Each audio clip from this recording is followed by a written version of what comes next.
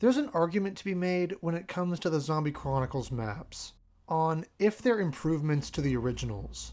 Because despite the improved graphics, not all gameplay systems or mechanics translate well from most of the BO1 maps into BO3's engine. And while there's plenty to say for the rest of the maps, I want to highlight and focus solely on one. The absolute worst of the Zombies Chronicles offerings, a downgrade in more ways than one, and a complete butchering of a map that already had a divisive reputation. Shangri-La. Shang was always a map that you either loved or hated. Very few think it's just okay or middling. This is mostly due to its more compact, close quarters nature, lack of viable traps to kill zombies with, and numerous other mechanics that favored solo play over co-op. And as someone who doesn't really enjoy playing solo all that much, Shang in BO1 was a map I didn't spend much of my time on. But in BO3, it's one I never play. And seemingly, neither does the rest of the community, as it is consistently the lowest populated map to this day. Because the truth is, Treyarch ruined this map, took all its elements and absolutely failed to translate them properly into Black Ops 3's engine. And I think it's best to go step by step and show every single thing that BO3 Shang does wrong, just so you can see how badly they messed this up. This will be a no stone left unturned type of situation, so let's begin. The heat and humidity is just excruciating. So this is just odd. They moved the first rock for the Easter egg song from its place right here to this corner in BO3 because they just had to put the gobblegum machine there, I guess? Brock, I don't think this place is abandoned. Because by Chronicles, the devs were really pushing BO3 to its graphical limit, Shang has this really noticeable checkerboard pattern across the whole screen. This was likely done to keep the frame rate from dipping or causing any kind of graphical glitches, but when you see it, you can't unsee it, and it's really ugly, making the map known for its great visuals look worse in the supposed remastered version. Wait, what is this? And this is something that you'll notice right away when playing. When you grab a drop right as it spawns, in BO3, a monkey will always come after you and hit you. Unlike the original, where if you managed to pick up the drop quickly enough, it prevented the monkeys from coming after you in the first place. So now, every time you pick up a drop, you have to worry about a monkey coming and hitting you.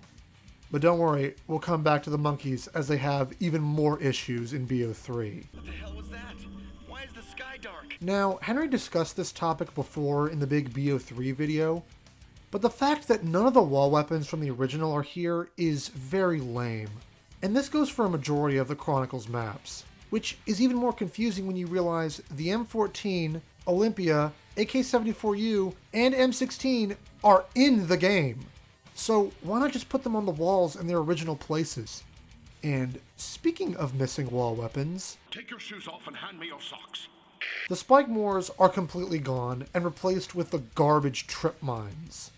The spikes were such a unique and powerful addition to the original Shang, and having them be absent here when the devs went out of their way to put the sickle on Ascension is such a big letdown.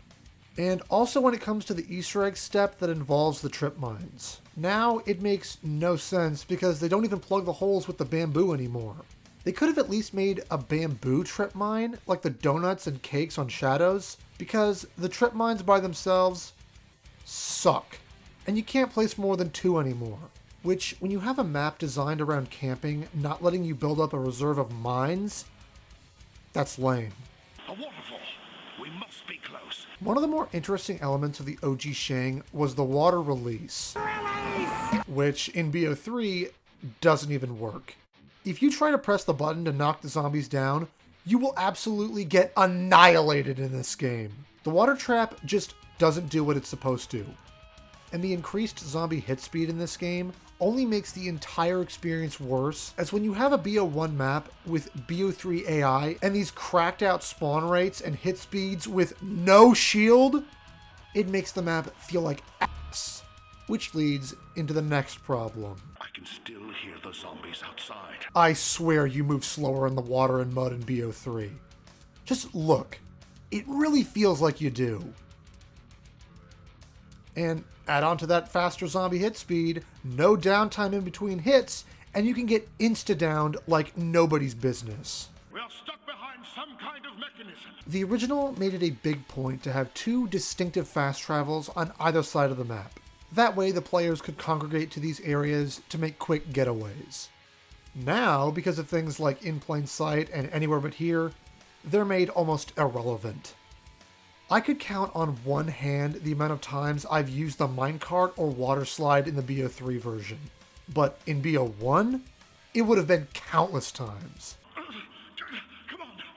This could be the biggest issue with the map in terms of solo play, but my god did they ruin the baby gun. They took one of the most fluid wonder weapons and made it feel so clunky. Due to the fact that when you turn zombies into babies, instead of being able to sprint through them like before, now you seemingly get stuck on every single one for half a second. And this leads into another mechanic that ruins this. Because when the zombies are shrunk, they do reduce damage. But because the zombies in this game have an ungodly hit speed and no recovery time in between hits like we've established, the baby zombies can down you if you try to use it on a full horde. This is one of the many examples of how this game's terrible mechanics ruin a map when it's brought back. Speaking of bringing something back, Well, this is unfortunate. did you notice how the death machine wasn't on the original Shangri-La? Do you know why? Because how you use the wonder weapon, shooting into a horde and running through it, well, that wouldn't work if while you were doing so you accidentally picked up a crappy death machine drop.